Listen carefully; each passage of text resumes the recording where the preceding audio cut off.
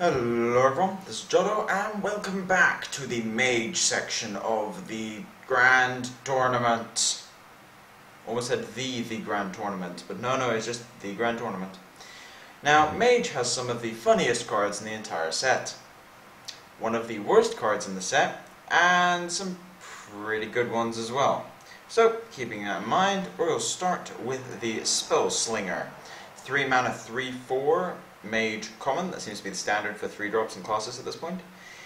Battle Cry. Add a random spell to each player's hand. I don't like this. I don't like it for a couple of reasons. The first thing is that most 3 mana 3/4s have massive drawbacks, massive upsides. And the other so they both get it. The other problem is that unlike with spare parts, spell can be anything, which takes away a bit of the skill and decision making on your side, and also because you spent 3 mana, they probably get to choose what they want to do with their spell first. Right. I mean, when you see cards like this being played, generally they're made to be tempo plays, but the issue with this card in a tempo game is the best way to regain tempo after you've fallen behind is through use of a spell, and you probably don't want to give your opponent a spell that could potentially be used to gain back tempo. Yeah, and I don't like it. For Arena, this is, I think, below average for a 3 mana 3/4, but it's still decent. Yeah, I mean, I'd be okay with this in Arena. Yeah, I have no problem with it. The 3 mana 3/4 is pretty much what you want out of a 3-drop. Yeah, exactly. Alright. D.Lineman Aspirant. 4 mana 3/5 with Inspire. Gain spell damage. Those are common. Way too slow. It's pretty slow, but it is still a 4 mana 3/5. I would say that if you could run Water Elemental, you could run this card. Maybe. However, there aren't that many decks that are running Water Elemental right now to begin with, despite it being an incredibly strong minion. Also, Water Elemental doesn't die to things like Loatheb. The 1 Well, HP yeah. is relevant. Yeah. However, I will say that I mean the spell damage +1 does stack clearly. Yeah. Which could be beneficial. I'm not sure. I mean, it seems that what they want to do with this set is try to give rise to some spell damage archetype of Mage. Maybe. I'm not sure if this card entirely fits well enough to be in it. I feel like the spell power synergy is mostly going to be Blood Mage and Azure Drake, the 2 base set powerhouses for spell damage that are going to be giving it. I don't really like D.Lineman Aspirant. Arena-wise, I'm not going to be thrilled if I pick him. Would you rather play this card or Ancient Mage?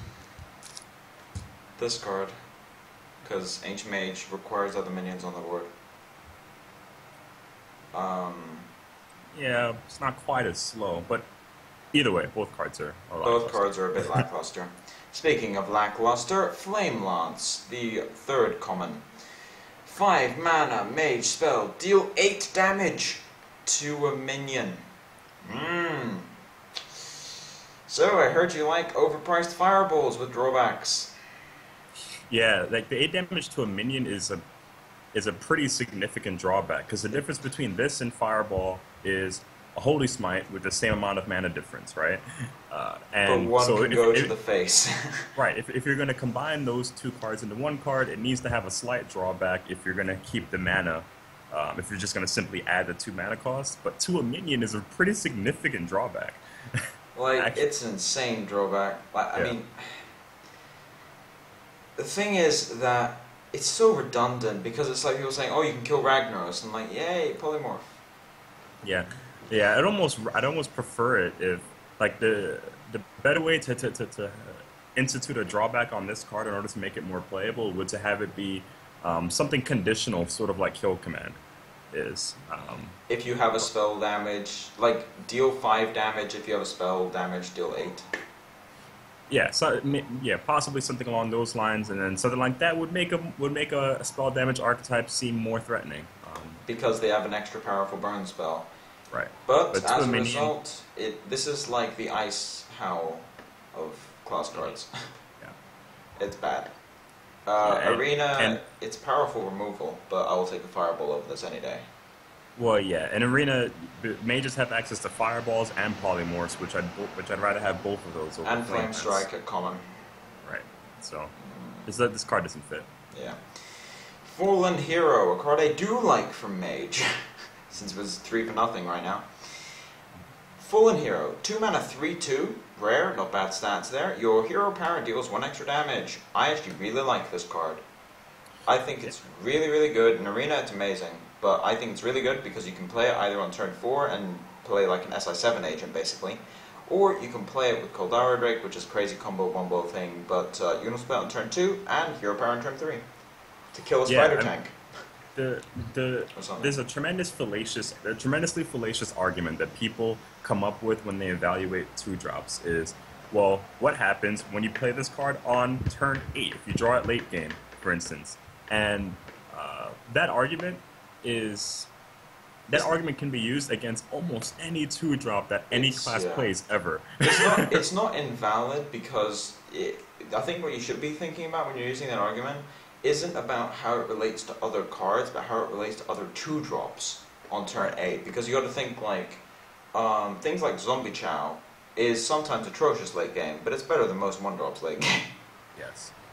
Yeah. Now, as far as playing this on turn 2 is concerned, definitely play this on turn 2. If you can play Sorcerer's Apprentice on turn 2 without playing a spell with it, you can play this on turn 2 without using your hero power. This is one of the better 2-drops late game. Sorcerer's Apprentice is also like that late game. I think Mage has some really nice later game 2-drops because it does 2 damage. Yeah, this card definitely scales well into late game because like the best scaling hero power into late game is the Hunter hero power, right? Because the longer the game goes, the greater percentage of your life it's taking away from you. Yeah. This gives you the Hunter hero power late game if you want it to be that way. Give or take, yeah, so that's the thing. Anyway, I like this card. Another card I really like, although for a different reason, Polymorph Boar. 3 mana, transform a minion into a 4/2 boar with charge. And I don't know what the flavor text is. Someone in my stream said that the flavor text is apparently it's always Huffer. Which is perfect. I don't think this card is good in any way, but it's hilarious. Yeah, you can see like there are 2 different ways you can use it. It could be a 3rd and 4th polymorph in your deck because you can transform an opponent's minion if you so choose, or you could clearly use it aggressively. However, what are you going to transform that you're going to be okay with transforming in an aggressive deck? Your leopard known to lose 2 damage. Can you attack after attacking with the transform minion? Yes. Yeah, because it has charge. So I guess it does 4 extra damage. I don't know. I still don't think that's good because it's like Mage is the king of burn. Yeah, and I was thinking about it. The only card that would exist in those types of decks that I would be okay with transforming would be either Abusive Sergeants or if you came up with an excuse to put mirror images in your deck. Yeah, but that's actually it. It's not good enough. It's not good enough in my opinion. Again, king of burn. Yeah. Alright. Fun card. I like it that it exists. It's hilarious, but not that good. Effigy. 3 mana secret. Whenever a friendly minion dies, summon a random minion with the same cost. Now, if you get this from Mad Scientist, it does not trigger off the Mad Scientist. It's the next minion you play. This is a very good secret. Yes. It's incredibly good because it leaves you with board advantage when you have a water elemental, for example. Now they can't kill it for 2 reasons. Yeah, I would say in a vacuum, this card is about as good as Duplicate in a vacuum. Now, they will likely not be played in quite the same deck, but Duplicate's already quite powerful, and I think that there have been enough decks out there that have proven that. Duplicate draws 2, whereas this one kind of replays it. Now, the drawback is it doesn't just resummon it, which, to be honest, I would have preferred. Because random, again, it takes away decision making, which is a bit annoying. Maybe we all hate Paladin Shredder. Yes. So in that regard, it's a bit annoying to play with. I actually think you could maybe play 1 effigy, 1 duplicate, and 2 mirror entities, just to kind of throw your opponent off. Or a lot of decks only want to play 3 secrets with Mad Scientist, so you could actually play 1 of each of the 3, and there's no way your opponent can predict which one you have 2 of, or if you don't have 2 of one of them. Right. And also, something to consider with this card is that if Effigy hits on any minion that costs more than 3 mana, you've gotten incredibly good value off of Effigy. And if you get it off Mad Scientist, it doesn't matter what it's triggering on, basically. But I really like Effigy, I think. Arena, it's worse than Mirror Entity in Arena, but that's not saying much. Yeah, in Arena, this is one of the better secrets you can get from a mage. Exactly, like Sure. Duplicate and Mirror Entity in both formats either are on par or slightly above in the case of Mirror Entity, in my opinion. But the fact that it exists, kind of like with Bear Trap, means they have more things to think about. Now, unfortunately, you do play around Effigy the same way you play around Duplicate. Yeah, yes, you do. But it disrupts your opponent differently, which is important to consider. Yeah, that's true. I mean, it does disrupt your opponent differently. I mean, you know there's going to be that game where someone kills a Sludge Belcher and it resurrects as a Sludge Belcher. Yes. Or Sylvanas And becomes Sylvanas. And then a Duplicate goes off and gives them 2 more. It's like, God damn it. Anyway, Arcane Blast. Now, when I went over the Druid 1-mana spell, what was it called? Living Roots, I mentioned that they kind of realized that Holy Smite effects on their own are not quite good enough. This is an example. 1 mana, 2 damage, epic, are called Arcane Blast. However, this one has an upside. This spell gets double bonus from spell damage, which means if you have 1, it deals 4, and if you have a Malagos, it deals 12. This is relevant a little bit with some spell damage. That's why I said I think I could foresee this being played in Freeze Mage, in my opinion, because Blood Mage Thanos is already used as a finisher in that deck a lot of the time, and now you have more burn spells that do more damage with Blood Mage. Yes, but this only hits minions. Oh, it's only minions. Yeah, yes. I didn't realize that. Right, and that's really important. Like your OTKs with Malagos are now no longer. Yeah. Never mind. What is it with the theme of them all hitting minions? Well, because this becomes a problem with Malagos, so they almost needed to make it this way. They can't have you do 12 damage with 1 mana. That's just not right. As opposed to Ice Lance dealing 9. But that Ice Lance is also conditional, right? I guess. Yeah, that would be kind of insane. We need to make Malagos playable. Anyway. Now, I will say though, this card, in my view, definitely replaces Arcane Missiles and Tempo Mage. Yeah, it's directed, and also for 3 mana you can use your hero power as well to make it 3. You also have sometimes Blood Mage in that deck, or Azure Drake. That helps. In Arena, I'm not picking it. Just straight up, it's an epic. And I understand that epics are generally lackluster, but most of them are better than Holy Smite. You're going to pick it over something, though. You will end up with this in your deck sometimes because of how awful some of the epics are. Yeah, I'm still picking it over Doomsayer, sure, but I'm not picking it over South Sea Captain. Just like you're picking Polymorph Boar over, like, an Alarmabot and something like that. Anyway, Arcane Blast, but mediocre, it can't target phase. Koldara Drake, the other epic. 6 mana, 6/6 dragon, good start. You can use your hero power any number of times. It doesn't say on your turn. Inconsistencies in wording there. Yeah. Although, I guess with Koldara Drake, they realized, hang on a sec, you can't use a hero power on their turn anyway. But I actually, first of all, I like this in Arena a lot. To start off, I really like it in Arena. I think it's a powerhouse epic because it can either deal 1 extra, like you can either play on turn 10 and do 2, or if it lives, you can just rattle off the hero powers and it works.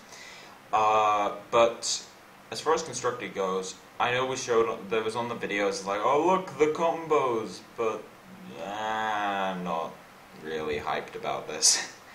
I like it. I like it in constructed. I think that I mean, obviously those combos are going to be few and far between with Min, the Leg, and Fallen Hero, with Koldara Drake for sure. Mm-hmm. But I will be very happy to put this in the Dragon Mage list, and I think that Dragon Mage will definitely become a thing. Really? Why? When this set drops.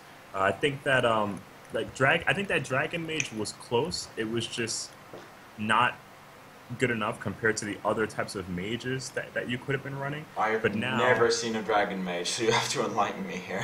Oh, well, I have, and there are, like, I know Kibler's been trying to popularize it. I know a bunch of people who've been playing it and said that it was much stronger than they expected it to be. It's just, it was tough to justify playing Dragon Mage over, say, Tempo Mage or even Freeze Mage.